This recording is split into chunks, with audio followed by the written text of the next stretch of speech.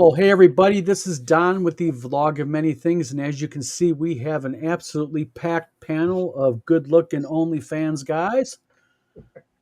To my right is... Oh, shit, that's me. Yeah, hi, folks. Tenka, Eric, whatever. And next to Eric is... Mark Hunt from Gangbusters fame. Down below is... Steve. And next to Steve is... Tom V. of Monkeys Jumping on the Bed fame. Monkeys Jumping on the Bed fame. St. Cuthbert, how you doing tonight? Early rock catches the purple worm. Yes, it does. We have a lot of stuff to talk about, and I promise you tonight, to everyone's great enjoyment, we are not talking about anything political, nor are we going to talk about anything to do with tariffs. Liar.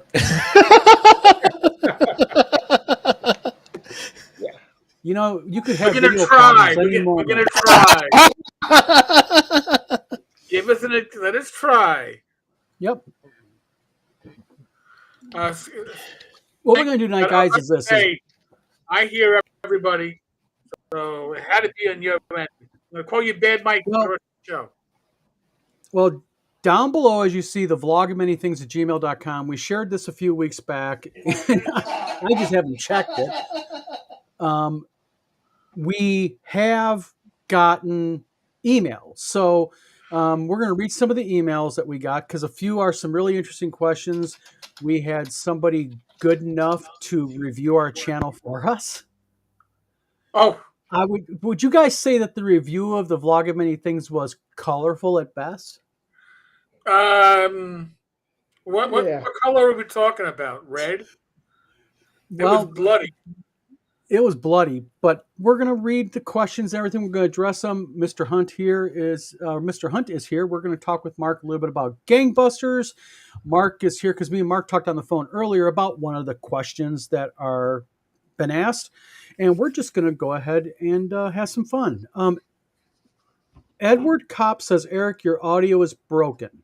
Is my audio broken? How do I sound to the rest of you bastards? You sound fine to me. Yeah, you sound fine to me. Yeah, right.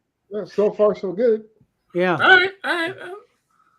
You were getting an echo earlier, Eric, but I think that's because you might have had YouTube on one of your screens.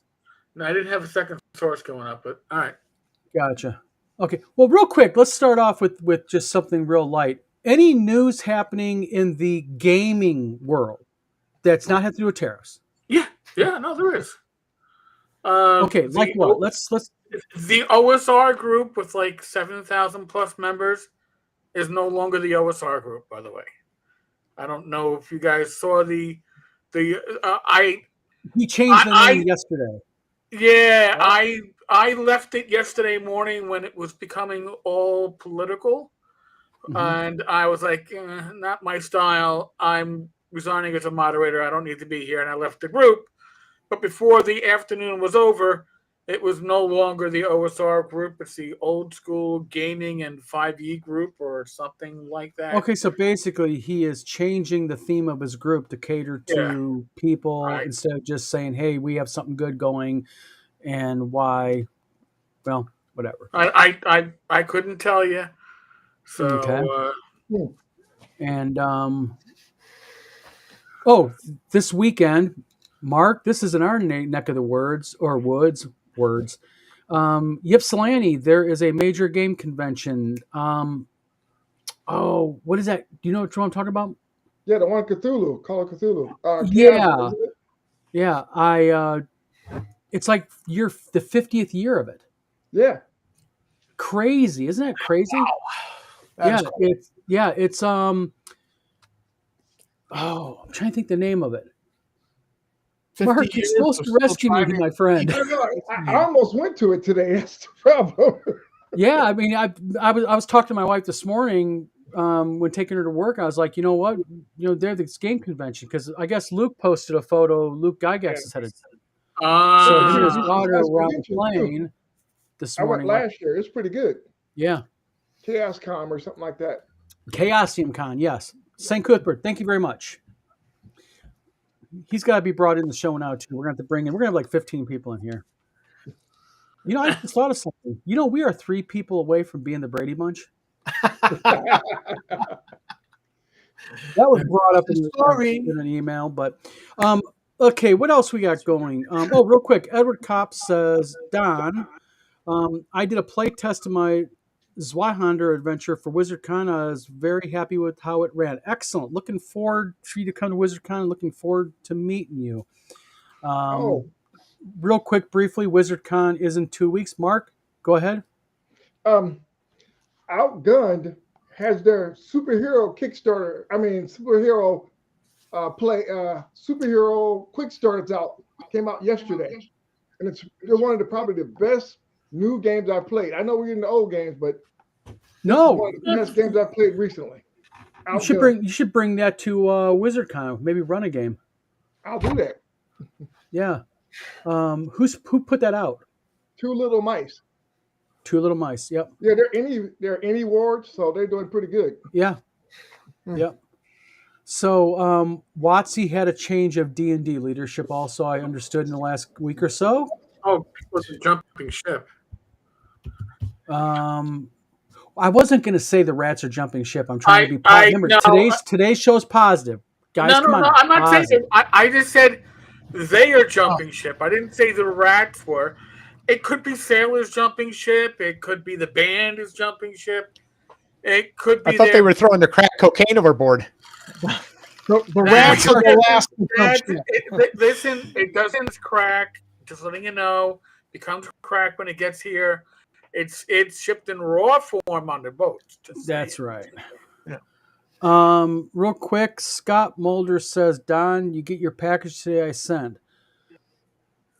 I don't know because I've been in my shop all day. So I can let you know. Did you send it, Scott? Did you send a signature required? Because if so, then probably Michelle will sign for it. Edward Kopp says, doesn't any at Gen Con really mean that much for a publisher? Good question. Guys, opinions? I have mine, but it will drive some sales. People do look for it.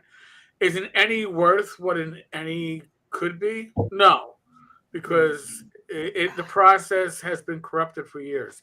My personal opinion, I've covered it in the past on the blog side. It's better than it was, but it's a popularity contest. It's not a quality contest. It can help drive new people who haven't heard about it when they see that award. Go, hey, let's see what this is about. That's about it. Right. It's like one more, quill in the hat. That's all. It'll help you.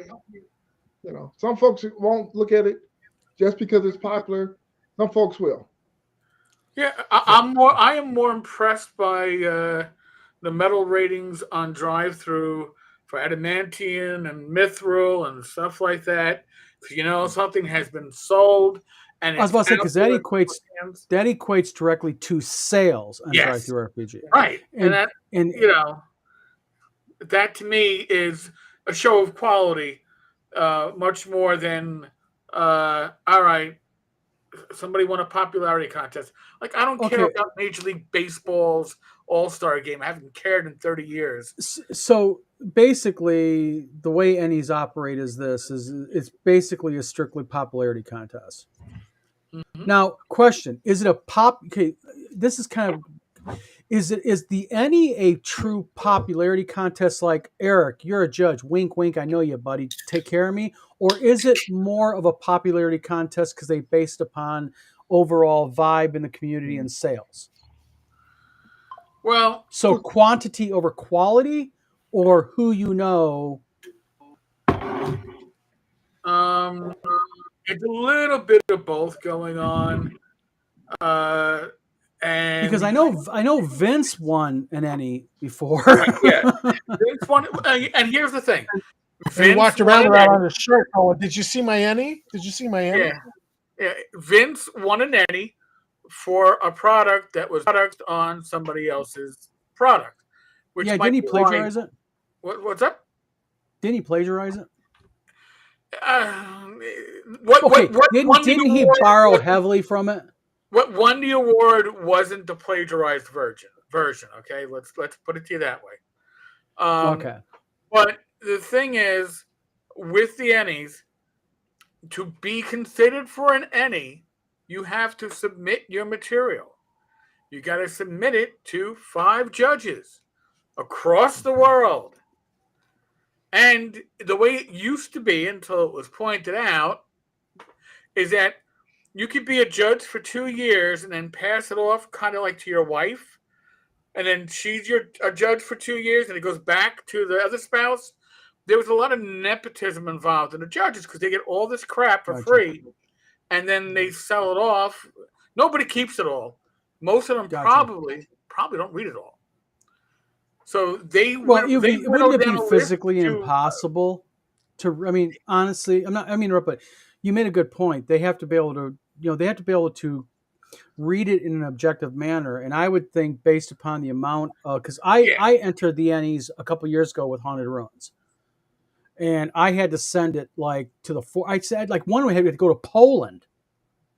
It was crazy, and I had to pay my flipping shipping and all that. Yep. Yeah. So, it's and as Edward pointed out, the judges are the popularity contest because they get elected, and that's free loot, right? Oh, but yeah, you're not. It's free loot. So, well, I don't know. I don't put much weight on it. Well, the nice thing about thing though is we're also going to be giving our monthly award, and that is the Johnson Brothers Hose Your Customer Award. We give it out monthly. We gave one out last month. We do have a candidate, but we're going to be issuing that award later on this evening in tonight's video. Real quick, let's get into some really fun, interesting stuff. We have Mark Hunt here. Mark, by the way, thanks for coming on. Such an early notice. I literally called Mark about 4 hours ago, and you agreed to come on. Appreciate it. So Mark, for those of you who do not know, Mark is the owner of the IP of Gangbusters, the 1920s, 30s, real cool game. Mark has rewritten it, kind of got it all cooled up. We got some great news tonight. I'm going to let you break that news, Mark, about who we have now endorsing the game. And Mark, first of all, tell us a little bit about what makes the new Gangbusters so special. Why would somebody want to buy the new Gangbusters? It's been expanded upon and fleshed out more and made it more accessible. That used like a modified BX system, so you literally can drop in any BX game and pull it straight in. You can run it through the haunted salt marsh and have your characters go through that. You can literally have, Greyhawk as a city, major city. You literally can take any of it and run it. You can have thieves. You can have all those stuff that's D&D based type games right into Rock Junction, which is a new city like Lakefront City. All these things are all compatible, and the new rules for law, bootlegging, all those different things you can just tie right into your regular D&D game either. So you can pull from one way, put in the other, or pull from another one and put in Gangbusters. And to let everybody know that right now, Gangbusters is scheduled to premiere at WizardCon at the end of the month. I am going to be, in the interest of transparency here, we're just going to be a little bit blunt and honest here, is this is going to depend now due to the only thing I'm going to mention about tariff is, of course, with the paper buying. But I entered into an agreement for paper buying. I announced it on Wizard Tower Games. So we are 99.99% there. And on top of that, there's going to be a little something special on the packaging, isn't there, Mark? Yes, there is. Tell us. Mark Akers, one of the original co-creators of Gangbusters, give us the seal of approval. He looked at it, liked it. He's going to, we're going to work out a deal with him, and he's going to be like, yep, this is a good product and everything. He likes what he's seen. Yep. He's been following along on the Facebook of Gangbusters. Cool. And Rick Krebs was, this is like in the second edition of the revised version. The original edition that I did up with, he approved it. Matter of fact, he was the first person to give me a review when I had it up on Drive Through RPG. And he says he got the blessing from him. So I've had blessings from both creators, the original. That's right. But the other one and the new one. So far so good. And I'm biased here, of course, because I'm publishing it. But I will tell you something. In laying that game out and getting into the nuts and bolts of it, Mark, you have really cleaned that game up. And when I say clean it up, you've really streamlined it. You've kept all the old flavor to it, but you've made it, in my opinion, easier to. If someone's walking into it and has never played a BX based game and nobody's ever even played Gangbusters before or even knew of the product, this is really simple to learn, but it's one of those weird games where really easy to learn, but when you start getting nuts and bolts of it, man, it goes everywhere in a positive way. I mean, Rock Junction, which is one of the campaign cities, is really cool. Thanks. Really, really cool. Mark has done an excellent job. And I'm sorry to have, let's face it, we're all little, everyone who makes things, we're kind of like little egomaniacs in some ways, with our product that we designed. And to have the creator, one of the creators or both of them now, basically say, I'm putting my seal of approval on this, that tells me right there, you did a hell of a job on it, Mark. Thank you. I tried really hard, and I've played it since it really came out, and I've got probably stacks and stacks and stacks of material. So if this goes well, I plan on keep pushing. As long as you guys are buying, I'll create more stuff. Yep. And I made the mistake of saying one day to Mark, just email me what you got on it. He's right. He's got stuff created for this game. Because my email started going ping, ping, ping, ping, ping, ping, ping. I'm going, what the hell's going on my email? I got like 30 years of material stacked up. So, hey, I didn't even send you all of it. I said, you got enough. I better stop. I downloaded last year a module by GM Bloodworth for Gangbusters. Yep. And I was like, man, this is really cool. And I liked what he did where he found all these period photographs. I was like, well, there you go. You don't need any AI art for this. Use the period photographs are just cool.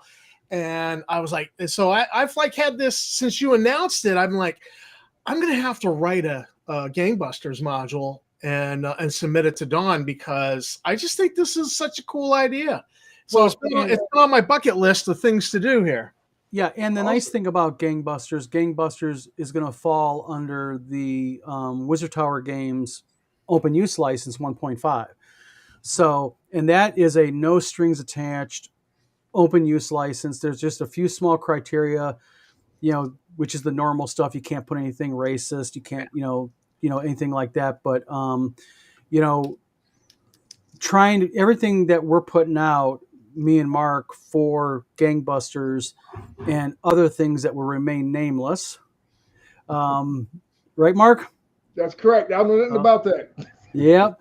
And the nice thing is they're all going to fall under the Wizard Tower Games open game license 1.5. So that's going to allow people like Tom, if you want to create your own game, your module or something with it, or you want to base it off the world or the rules, you're more welcome to. Well, I'm pretty sure I know a guy. I think you do. You know this guy. Yeah, he's a good-looking bald guy, I heard, but I know a guy. I know a guy. So, Don, Mr. Gunn says, at Don, would that be the DOGL?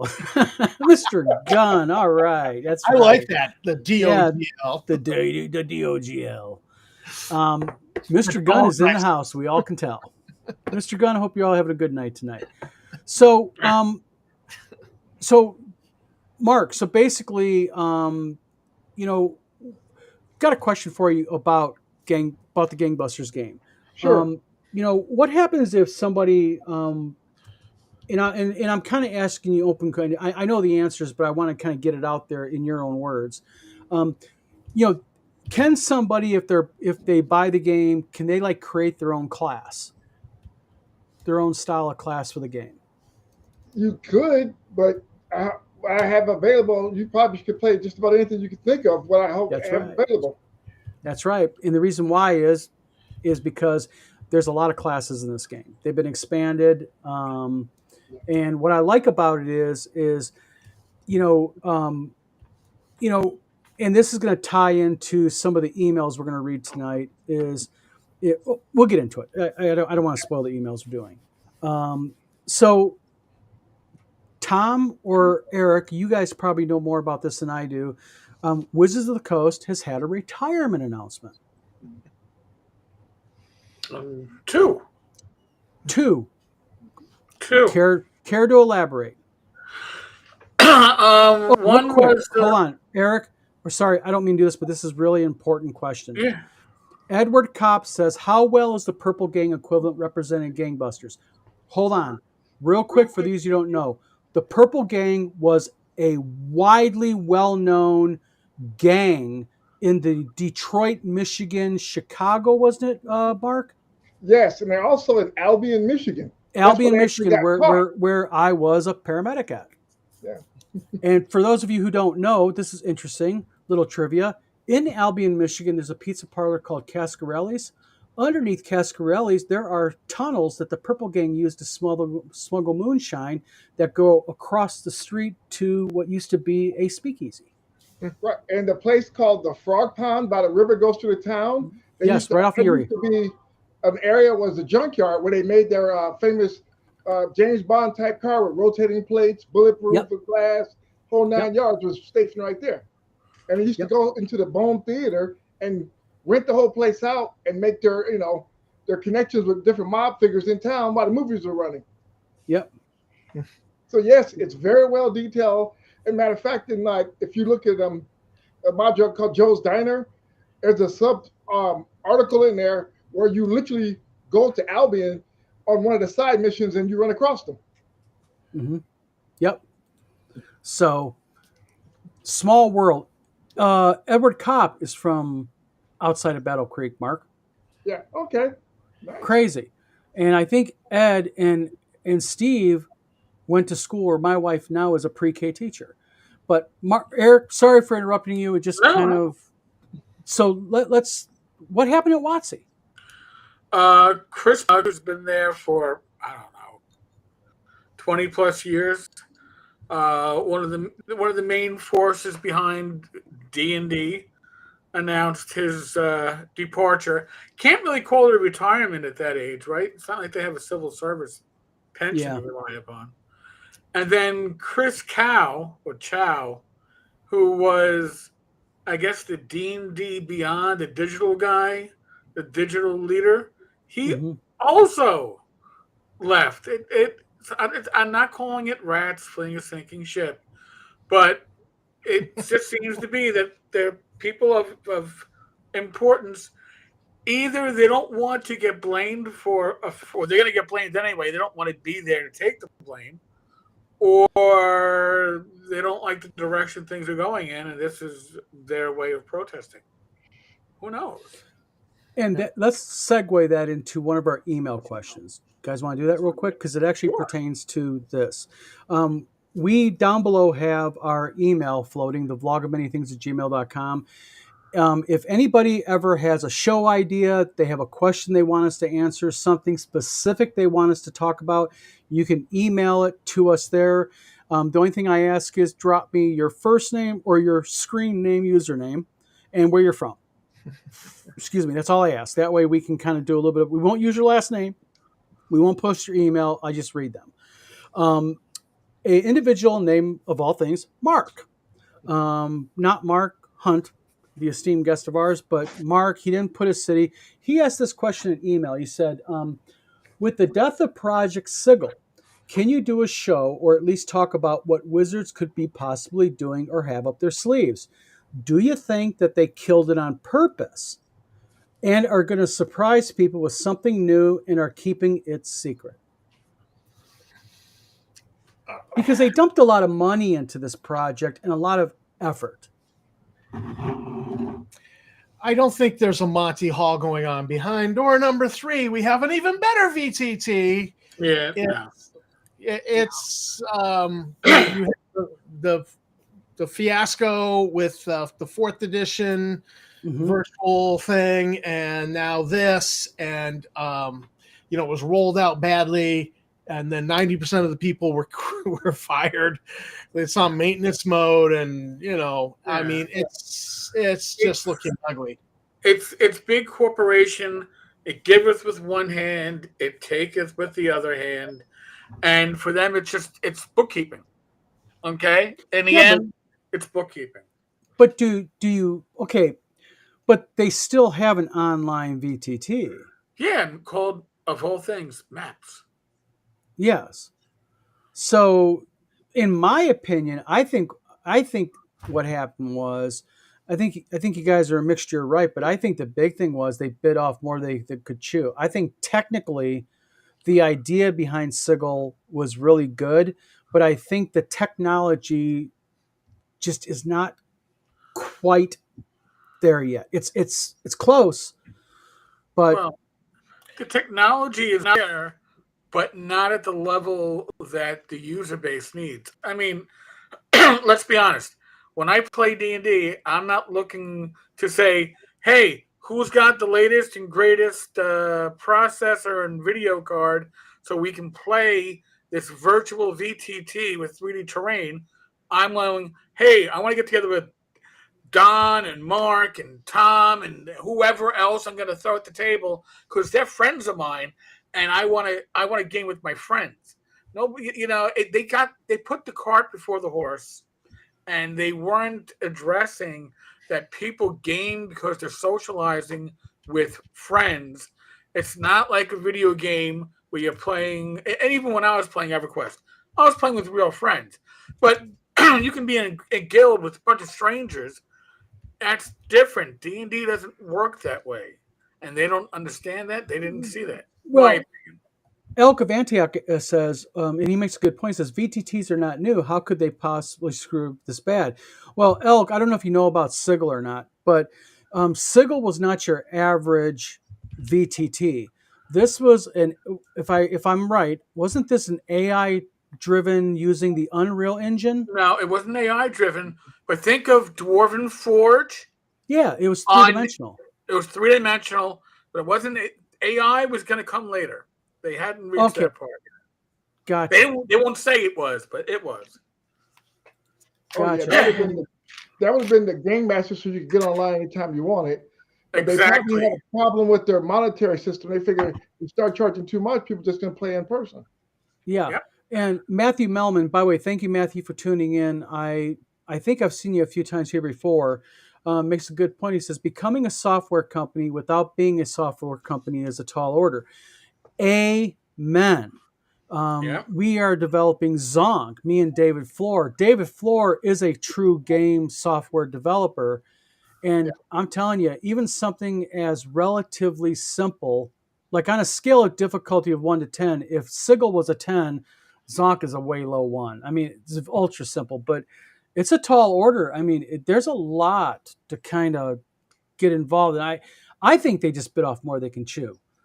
I mean, yeah, they had the engine, the Unreal Engine, but I mean, an on the fly, anytime Mark can sign in, I can sign in 5 minutes later, run a game, and we can be running two different type of worlds, two different type of thing, and it's Unreal, 3 dimensional, first person.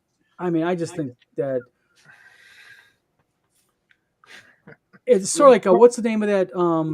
It's very controversial. Something Ilaria. It was the Kickstarter that raised like $10 million. Oh yeah. Ilaria. It's called Ilaria. That's what it was Yeah, called. and it's been now like 7, 8 years, and they've never delivered anything except screenshots. Who Yeah, ran they that were one? Ken Whitman? Actually, it was a guy similar to Whitman. He's unlike Whitman. He's sticking around. He fights with people online. He makes these big manifestos. Nice. Yeah, you're right, Mark. It's still around. He says he's going to deliver it. I was actually watching a YouTube video about it the other day. So Chronicles of Ilaria. That's the name of it. Chronicles of Ilaria. Yes, it That's was. the thing. Yep, and it was supposedly this first-person perspective world. You can go anywhere, do anything, destroy anything, interact with everything, take anything. I mean, it was like literally supposed to be this new way of gaming, and it raised like, oh man, it's on Kickstarter. It was like $10 million. It was like one of the all-time largest Yeah, it was Kickstarters crazy. ever raised. Yeah, I don't know. Speaking of big money on Kickstarters, Kelsey's When Arcane did it finish Library. it? closed out with 2-point-something million. Wow. Nice. Congrats to I think it was her. 2 points. I hope she 2.4 finds million? a printer in the U.S.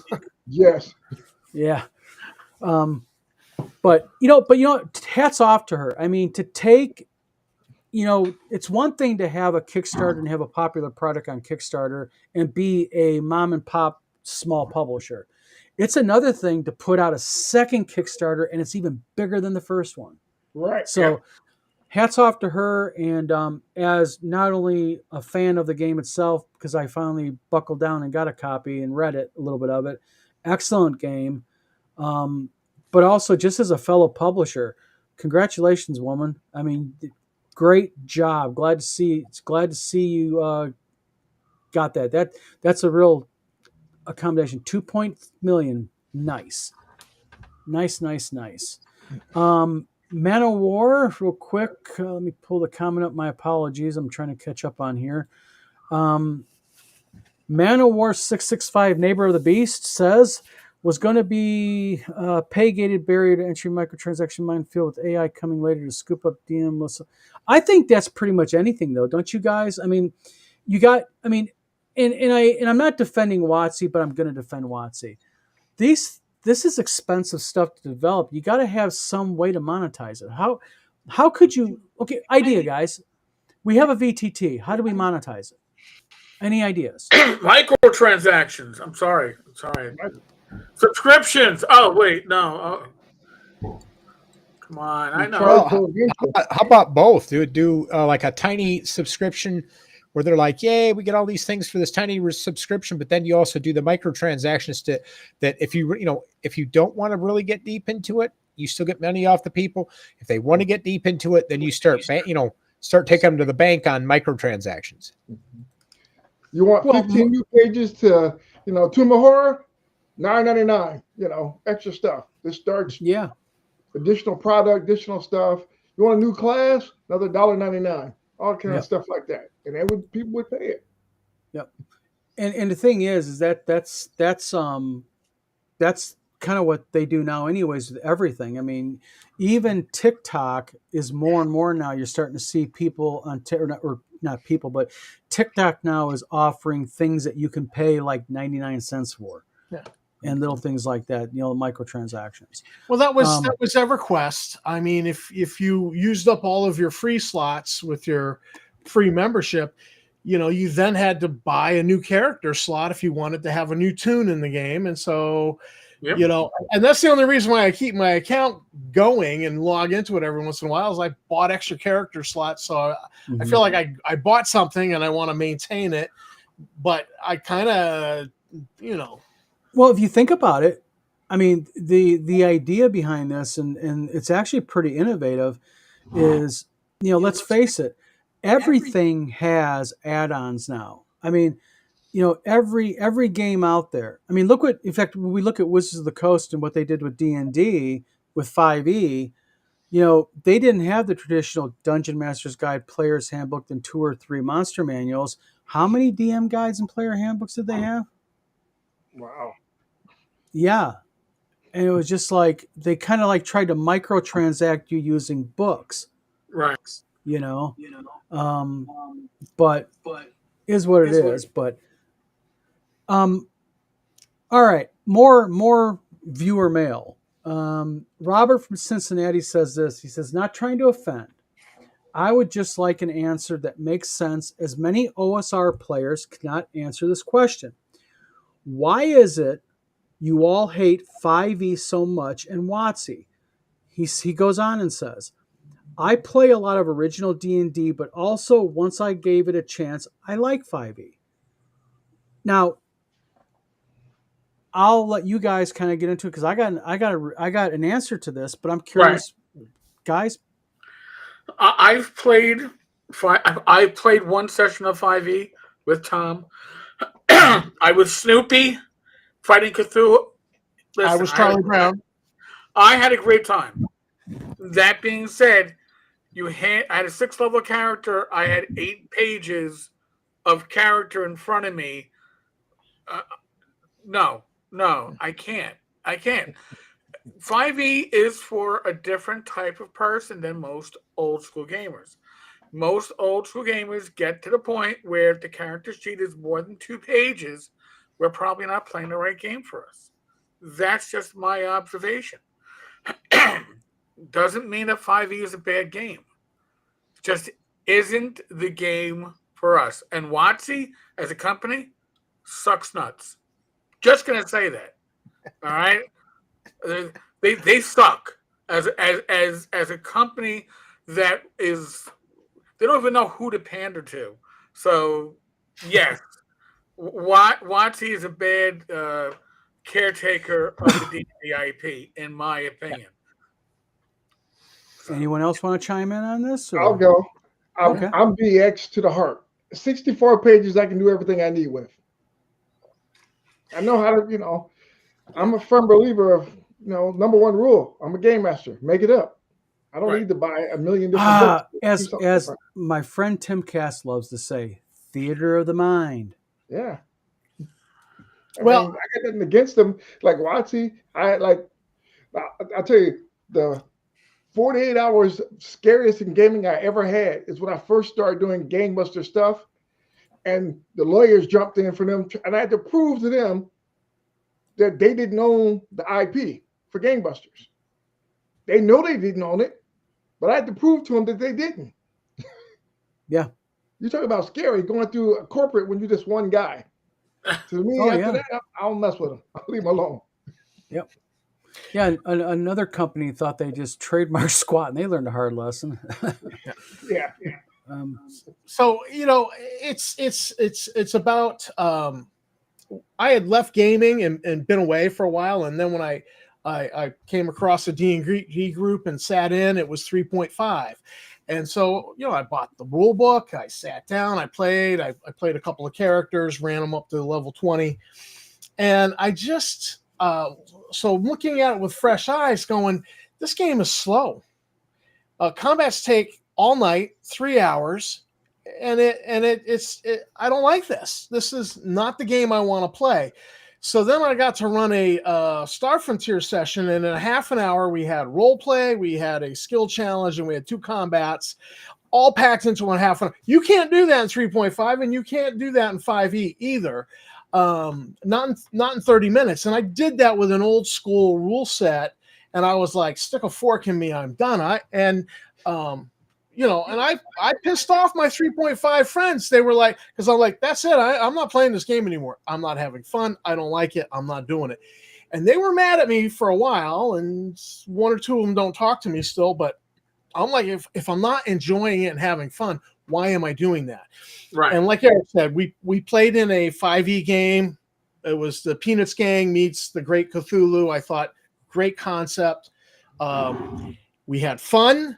And it was the people around the table having fun, but the rules didn't really serve it well. And I was just kind of like a 6-page character sheet. You don't know what you can do. You're flipping, trying to find it for a one shot. It sucks. So BX would have been better, honestly. And, and probably more fun. BX would have been more fun as a vehicle for that Peanuts Gang meets the Great Cthulhu. Would have moved so much quicker.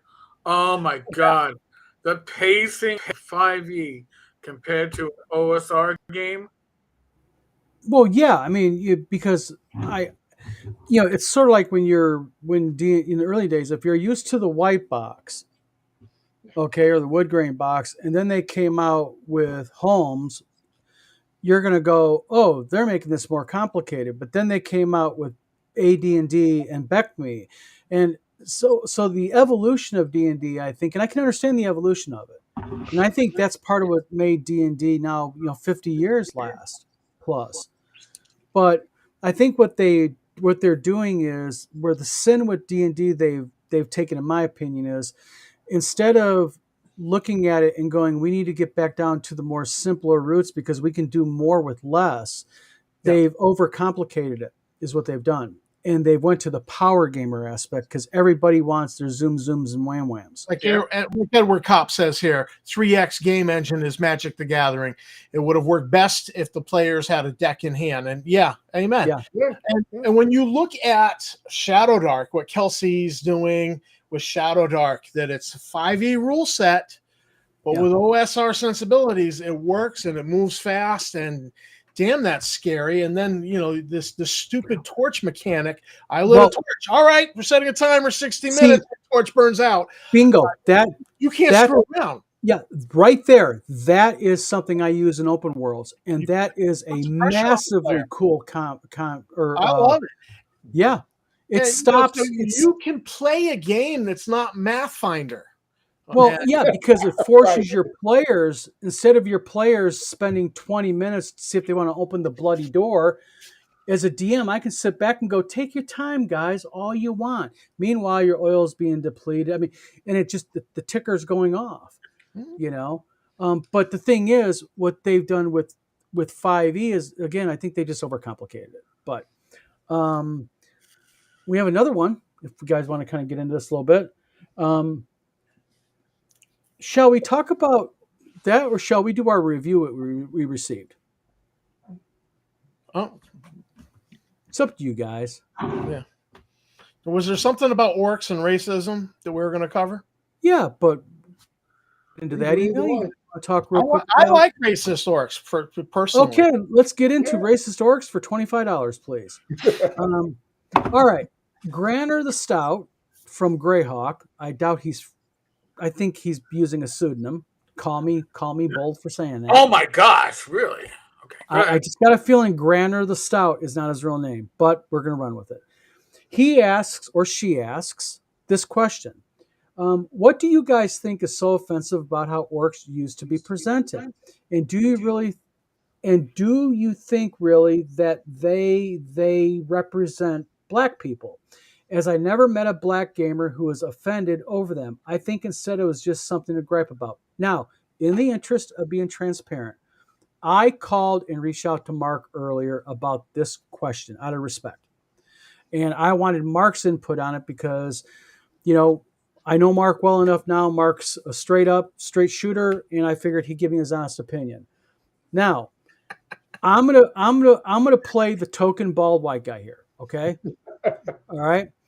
As the token bald 57-year-old white guy, in my years of playing D&D since 1977, I literally, and I've played with a lot of Hispanics, blacks, Asians, I have never met anyone go, I'm offended at that specific monster, that specific race, that specific class, let alone orcs, okay?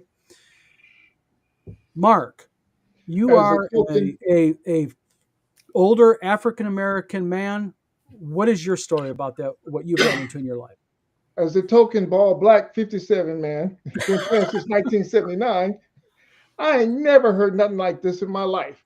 I remember seeing a half orc. If you open up the book and seeing that guy and you thought, hey, that's a black guy, there's something wrong with you.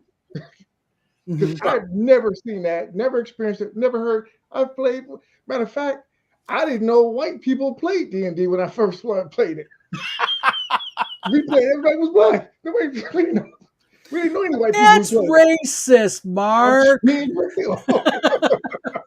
But no, I mean, it brings a good point up, though. I mean, the thing is, this has been one of the biggest problems, and what WotC has done here is Wizards of the Coast, and again, this goes back to the earlier email question of what my problem with Wizards of the Coast is. I don't care about how they really change D&D because I can play D&D any way I want. Okay, I got a brain, I can utilize it. What I have a problem with is this knee-jerk reactionary type of conduct that they take part in, like with the fact of, the orcs. They did it with the drow. They now don't call races, they call them species.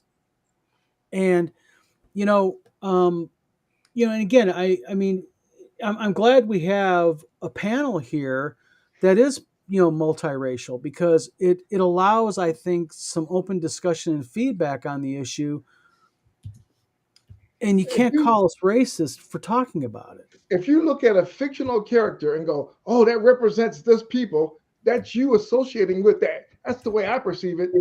I wouldn't go, "Oh man, all dwarves are these people," or this person or that. I mean, they're fictional. They're dwarf. I Yeah, mean, they're a that's dwarf. where to separate reality from fiction. That's stuff you learn like in the third grade. Leave it alone. Yeah, and that's my big problem that I have with it is the fact that it's almost like, call me bold for saying this, crazy, but it's almost like people look for something to bitch about Yeah. on social media. I know it's a shock. People actually are on social media looking for things to complain about, but It's a victim mentality. I gotta be outraged about something. Yeah. Yes. And the Elk of Antioch says, I've never had a fellow gamer get offended by a monster ever. We're not the offended generation. Right.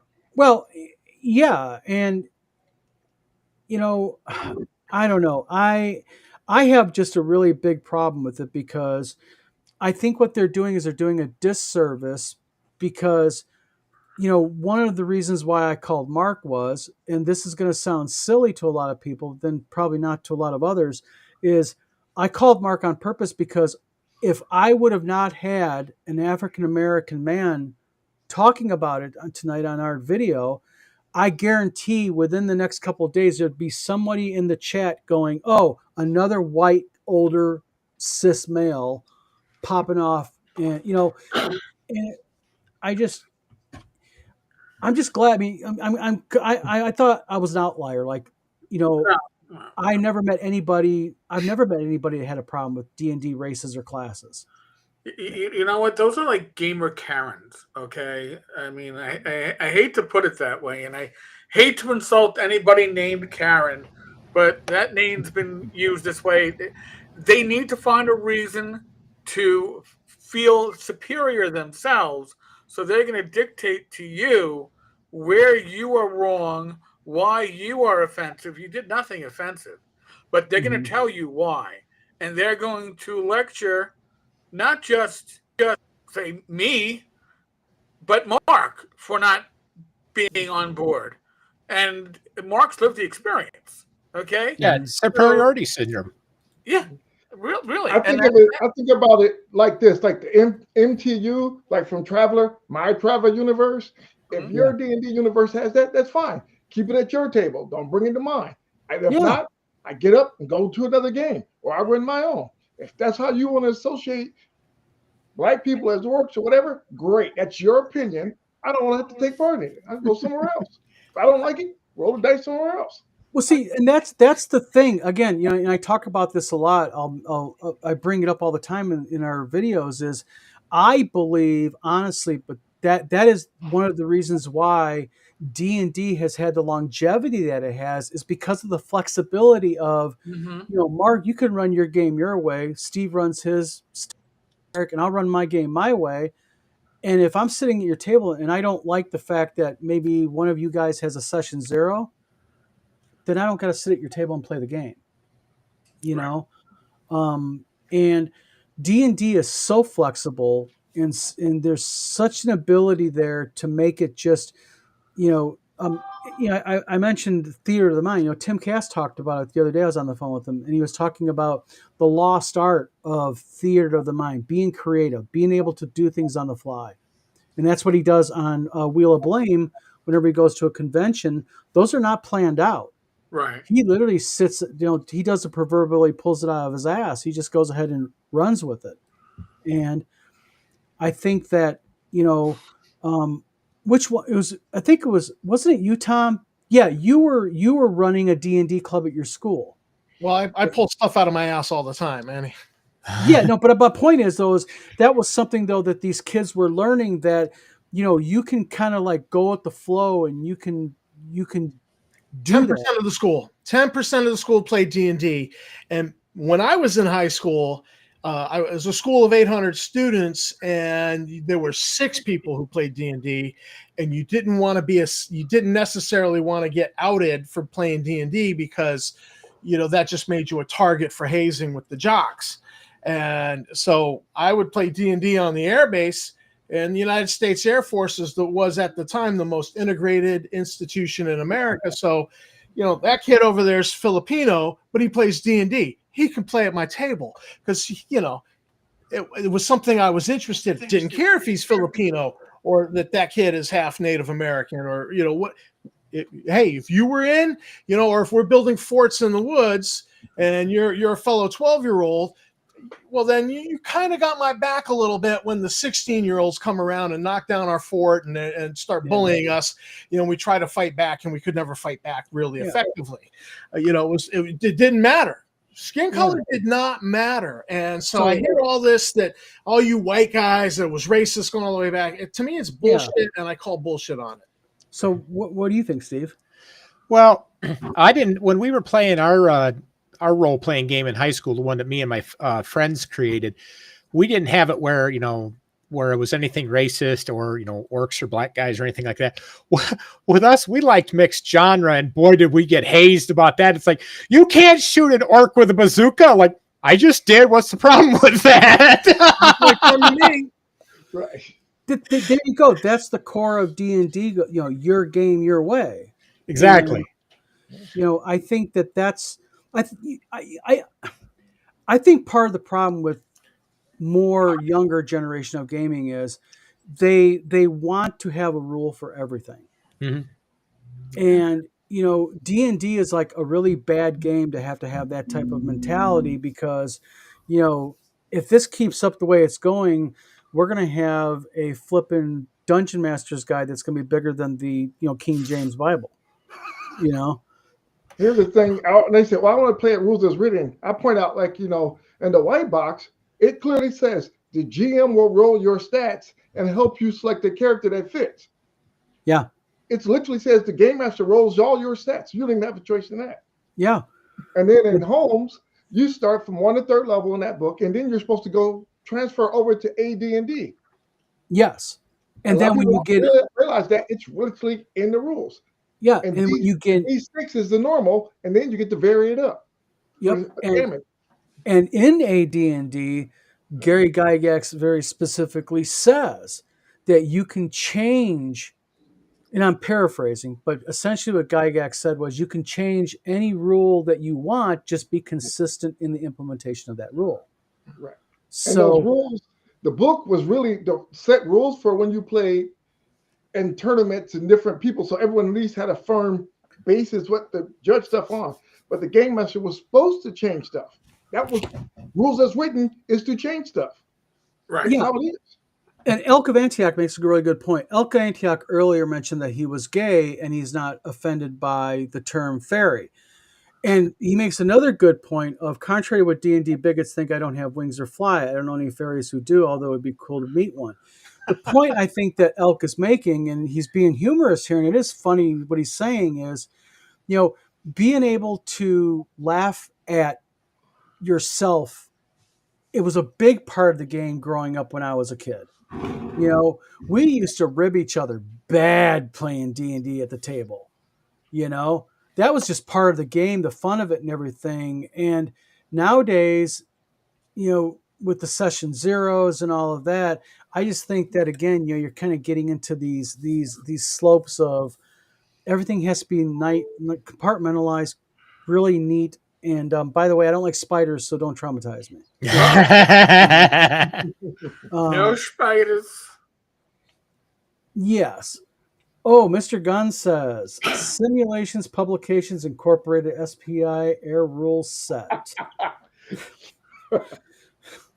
And I Was Raised a Poor Child says one of the most famous write-ups of a game from an old Dragon mag was Nazis versus a wizard with orcs and a troll. The wizard won. You know what? What's wrong with a World War II based game with Nazis? Yeah. I mean, I'm surprised O&B Publishing hasn't made one yet. But the thing is, well, technically they have. Well, they have. Sci-fi version. The best war game I heard about was the Nazis took a time machine back to the Meso-Paleolithic era, and there were dinosaurs, and the guy used a German Schwimmwagen as the time machine, and Oh, the he had- Schummelwagen, yes. yeah, and he had a Hitler figure, and at the end of the game, the T-Rex ate Hitler, as everybody cheered, and I was like, yeah, Nazis and Velociraptors. This sounds cool. I want to play this game. Yeah, it's like well, one of the big ones that I saw complaints on, which is it was either you loved it or you hated it, was I just lost the name of it. It was the Wolfenstein. Castle Wolfenstein. Yes, Yes. Wolfenstein, and then they had the different versions of it, the online first person shooter and all that stuff. And oh yeah, you either heard people that loved it to death or hated it. You know, I love the classic Wolfenstein DOS version. No, the classic Wolfenstein quote: "Your face, my ass. What's the difference?" You know, and you know what? Nobody was offended by that. Everybody loved it. I don't know. I might be offended. Killing Nazis in games go all the way back to chainmail. Yeah. Well, That was when they did the fantasy supplement, they had Nazi stuff in there, machine guns, stuff like that, to kill them then, way back then. Well, yeah, Look at comic books, Sergeant York, the comic book, even and such. Yeah, I mean, look at our generation. You had Blazing Saddles, you had Spaceballs, you had all those other ones. I mean, if you got offended by that, you had issues back then. Now everybody gets offended if you sneeze funny. So pretty much. Yeah.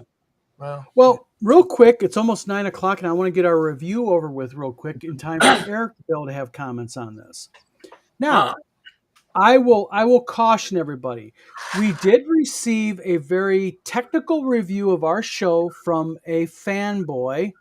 I believe we all kind of come to the conclusion we pretty much think this fanboy is from Murfreesboro, Tennessee, and he has an affinity for the Third Reich.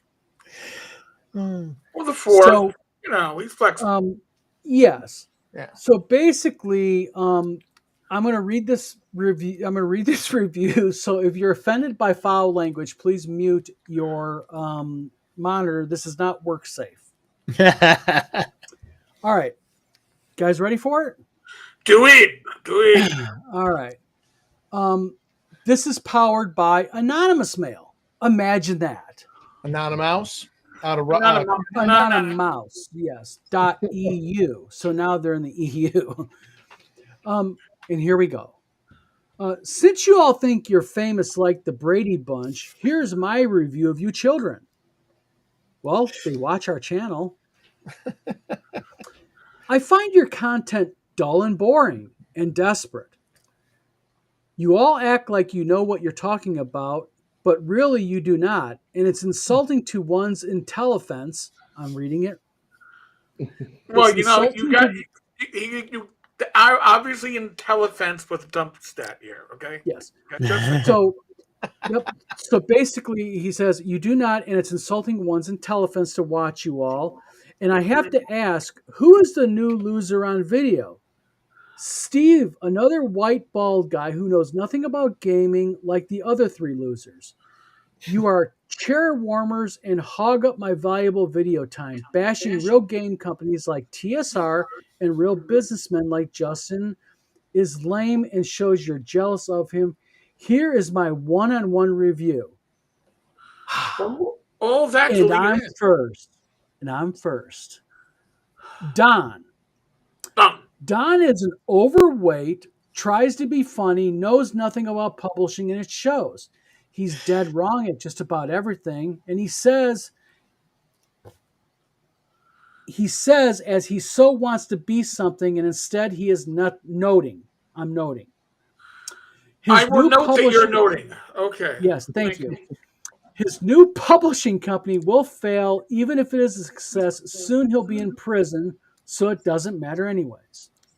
So you could be a success. Well, even if it's a success, it's still a fail. Wait a minute, I could go to prison and publish books in prison. Roll with advantage. Oh wait, that's new D&D. Okay. Eric, you're next. Oh, of course. Eric. Come on. Lame and desperate for his failed video channels. Soon justice will be served.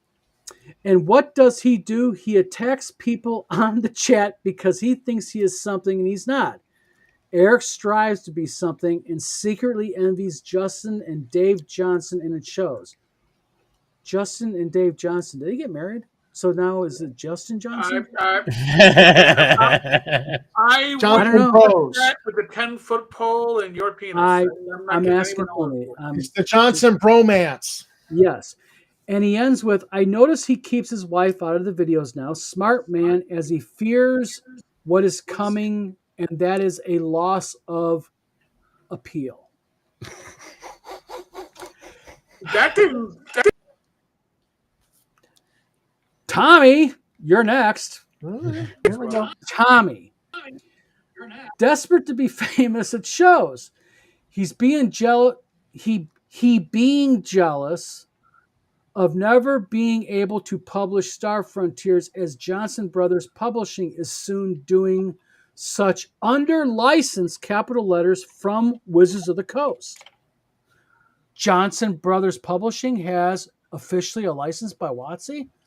Wow. Tom is a sad of a man. He, like Don, being overweight, out of shape, needs to learn judo to become disciplined. Wait, hold on a second. Hold on a second. I got my hand up here. Out. All right. I am not the thin, svelte one in this group. All right. I just want to point that out. I don't want to. I appreciate the fact that apparently I'm getting a back compliment, but I'm a fat fuck too. All right. No offense, Eric. It may be a little thing. I think the writer of this might have a little kink thing for guys who are a little bald. The writer of this might I also have never cut my hair again. Call me Samson. Okay. My hair will never get cut. Yep. And this is how Tom's review ends on him. He needs to learn judo to become disciplined, but will never do as like Don the con man would have to break a sweat. That makes no sense. No Also, it shit. hasn't. I think you know who's writing this, so actually it kind of makes sense. Well, yeah. I mean, it doesn't mention 12-year-old Asian schoolgirls like normally in those other work, but we'll run with it. Well, for you, Steve. Demonetized at this point. Yes. The new loser, Steve. Not much known Steve. other than another loser desperate for attention, a failure at life and game making. Except that I'm a writer. Yeah, you only have That's like why you 30 failed at books game published. making, dude. Don't you understand? But you're a loser because you don't use AI writing like the guy leaving the review. Mm-hmm. That's right. And he ends our review with this sentence. Kind of sentence. The structure's there. Where do you all drag each other up? Soon, Vlog of Many Things will be closed, Wizard Tower will be bankrupt, and Wise will have to work full-time to support you all. Sad channel, honest review of it. I'm sure you will hide this as the truth hurts. I urge you all to go to therapy and accept the truth of your existence. You will always fail while Justin enjoys success and 7-figure incomes. All I would say to this individual is, please show me on the doll where the mean Marines touched you and hurt you. Somebody's definitely off their meds, that's for sure. Yeah. You ever been to a Turkish prison? Yeah. I have. Well, I need you education would do this person very well. That's what I'm saying. but we've not awarded ourselves a fake industry award for horror. And this is where, ladies and gentlemen, we're going to pretty much award now officially our monthly Johnson Brothers Hose Award. After all, you are just a tool. We'll do it like this. Better. Yes. Tom, who this evening has earned April's Johnson Brothers Hose Award? Well, I would say it might be Alex Sterling, but it's the same individual. Alex Sterling's the same individual that wrote this out of Murfreesboro. And I've got a share screen going for you there of the IMDb Okay, hold on a minute. Let me real quick. This individual's name is so bad that they've created an IMDb page of themselves using an alt name. Yes.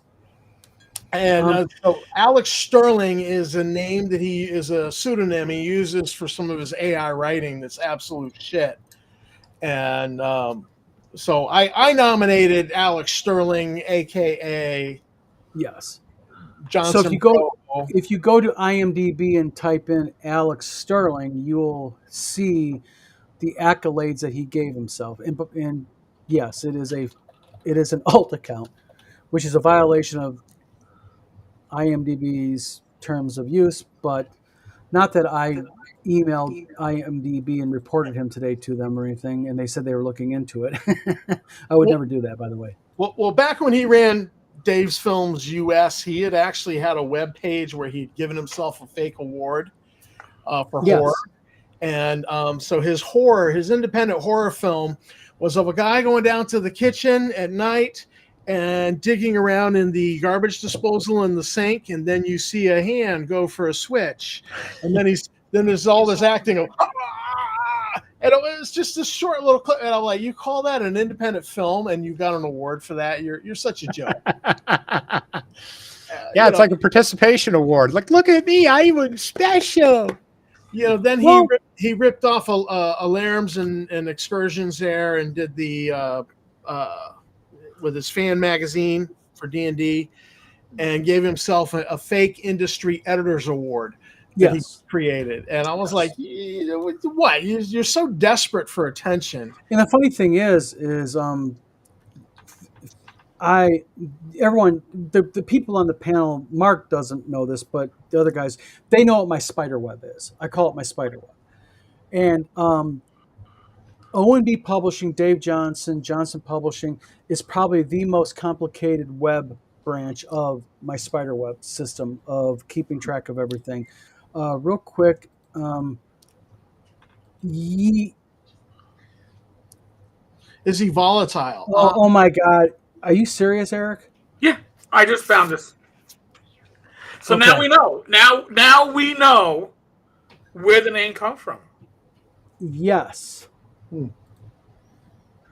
Hello. What do we got? Okay. I got to pull it up here real quick. Hold on a minute. We know that this person has a certain predisposition toward a certain ethnicity. Dave does like Asian women. He prefers, and I'm not joking, we're not joking here, he loves to write about secret agent teen Asian girls. Yeah. So we have just figured out where Alex Sterling comes in to play. You know, I'm not going to show the photo because she's a real person, and we don't know if she. Right. No, that's why I sent them privately. But Alex Sterling is an Asian young girl. Yes. Tom, it's in group chat. So okay, I'm headed. So the thing is the award goes to that's a congratulatory to O&B Publishing, Alex Sterling for making it in the IMDb website. What an accomplishment it was to make it. So, all right, we have been here now an hour. Eric has his Discord. I gotta do my. He's gonna get going. My Discord. So, just real quick, I guess we could probably close this out for tonight, guys. Mark, you are going to be at WizardCon at the end of this month. Steve, you're going to be there. Tom would be there, but Tom has just had knee surgery. I just want to make sure it was okay to mention it. Yeah, I don't. I'm recovering fast. Yes. I had some anti-inflammatories and maximum Tylenol, so I could sit here through the hour. And but I'm good. We're recovering fast. We're going to get the other knee done, and I should be able to chase the toddler around the house after that. Yep. So glad to see Tom is getting up and running. Manner of speaking, but rather see him stay home and stay the hell away from WizardCon and heal than take a chance of coming to Michigan. Something happens. and then I would feel bad for like 15 minutes. Before the surgery, I would have been like, yeah, no, I'm going to come. I'm going to come. And then after the surgery, I would have been like, oh, F this. Yeah. Well, when you mentioned it, I was like, Tom, yeah, I don't think that's a good idea. You might want to like chill, you know? So, oh man, the surgeon said after the surgery you're going to hate me. Well, today I looked at the physical therapist. I says, the surgeon said I was going to hate him, but today I hate you more. yeah. All right, So, gents. Mark, you're going to be there. You're going to be running Gangbusters, Yes. possibly this new game. Outgunned? Yeah, if I got time, I'll run it. Yep. And Eric, he had to go. Eric is going to be there doing bits and pieces. I'll be doing. I will be John's emergency relief when necessary. Much appreciated. We also have a few other volunteers. St. Cuthbert's going to be there, going to be volunteering a little bit. Along with St. Cuthbert, we've got Scott Mulder's going to be there doing some volunteering and helping out. But a lot of cool stuff happening here. I do have one possible announcement for a change of special guest. Heidi Gygax did announce yesterday that her husband, Eric, has come down with COVID. So he seems to be doing good. He's actually on a live stream with her right now on another vlog talking about their new board game they're coming out with. But that's going to really depend. We're only 2 weeks out now from WizardCon. It's going to depend on how he does and how she does. So I wish him well. Eric, if you see this, I hope that you get a healing and get underway.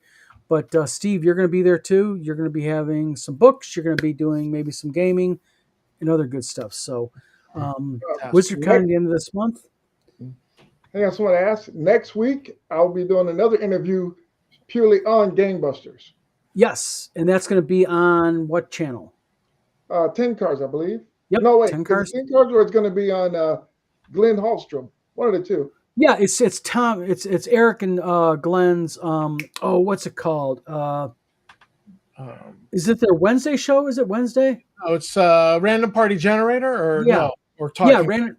It's Friday, as far as I know. It's supposed to be on Friday. Oh, it's Fridays. That's right. You're right. Friday night So, show. I'm going to be sharing that on all of Wizard Tower Game socials. So, tune into it. Also, everybody, if you head over to the Vlog of Many Things and hit a sub or the respective channel you're watching, it'd be greatly appreciated. We're trying to get the channel built up. There's some things that we need to have subscriber count wise to be able to do some cool stuff, like offer, subscriptions and offer people to be able to do stuff within this type of stuff. Dungeons and Discourse. Thank you, Mr. Gunn. That's what Glenn is. And Glenn is a huge fan of Gangbusters, so we got to make sure we get him a copy. Oh yeah, he loves Gangbusters. Yep. So, Mark, thank you very much tonight, by the way. Last minute, I know you put up a lot of bullshit from us tonight. So, I'll buy you a beer at WizardCon, okay? I've been through worse. So, I'm in the Air Force. I've been through worse. Yeah, you're in the Air Force, so. Yeah. But Steve, Tom, thank you very much. Everybody, chat, Mr. Gunn, Foogly, Osrius Porkchild, goes on and on. Everybody was in here. Thank you very much for making some comments and such. Again, the vlog of many things at gmail.com. If you have a show idea, if you want us to talk about a topic, drop us an email. Just give us your first name, what city or state you're from. We won't use your last name, even if you accidentally put it. We don't do that. If you want to be if you want to criticize us. Be constructive, though. Let us know if you have a problem, what the problem is with us. And if it's just feedback, you said, I want to talk about it, we won't talk about it. So if you want to give us feedback via email, but you don't want us mentioning it or discussing it on live, just say this is not to be shared, and we will respect you. Sure. So, again, everybody, thank you for tuning in tonight. Pretty soon, starting up will be a live stream D&D game where we're going to be cranking out, what is it, once a week? Once every 2 weeks, was it, Tom? I thought we were going once a week. Yeah. So we're going to be on Twitch, and we're going to be streaming it to, we're going to be doing some podcasts. So we're going to be on Spotify Premium and also Apple podcast. So Tammy's going to sit in on that. I think, I don't know if we're going to just do two of us on the same screen, or no? Just to save a spot on the screen. Oh, I see what you're saying. I got to take. I use Quest, by the way. I don't use that. Quest is my VTT. So I don't know how many people can fit on Quest. Because you're going to go off of little mini markers that you're going to be able to move around. Oh, okay. So I think it's kind of moot, but I think you're still across the bottom or on the side. One of the two where the actual physical players are. So, yeah. So everybody, thank you for tuning in tonight. By the way, again, we much appreciate it. Without everybody in chat, we're just like dead sticks, flying blind. So, We're just everybody pulling stuff out of our ass. That's right. Not that we've ever done that on this show. Nah. But again, everybody, pretty soon check out Gangbusters and the Associated Product by Mark Hunt. Also, yep. And again, WizardCon the end of this month. We've got Tim Cass, we've got Darlene, we've got. Go to wizardcon.org and check it out, or you can look us up at Tabletop Events.